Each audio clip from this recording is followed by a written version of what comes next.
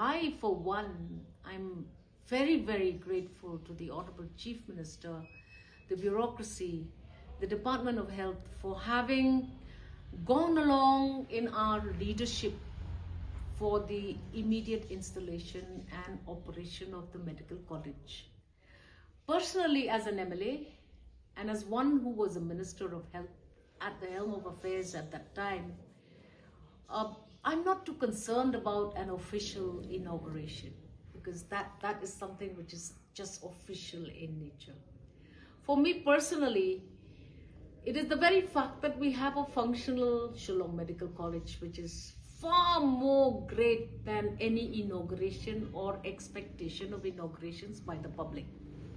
We cannot derail this project and just assign the lack of an official opening vis-a-vis the actual functioning of the Shillong Medical College. And we must support this project. We must ensure that the institute, the Shillong Medical College, is preparing itself for the increase of students every year. Must make sure that all the labs, the libraries, the entire requirement, the teaching hospitals, the faculty, everybody must be on the same page. You inaugurate it, you don't inaugurate it, for me personally is irrelevant. But we must have a functioning and a functional medical college. And we must ensure that we maintain the standards, the SOPs as per requirement, because the NMC has become very strict and stringent.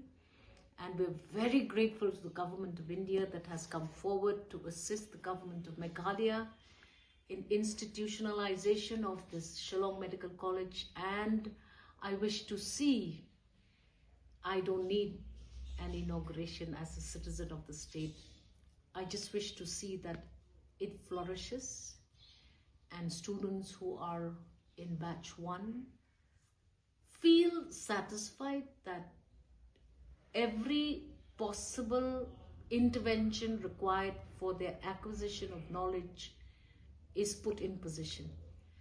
And I really pray and hope to see that the Tura Medical College should also be ready shortly.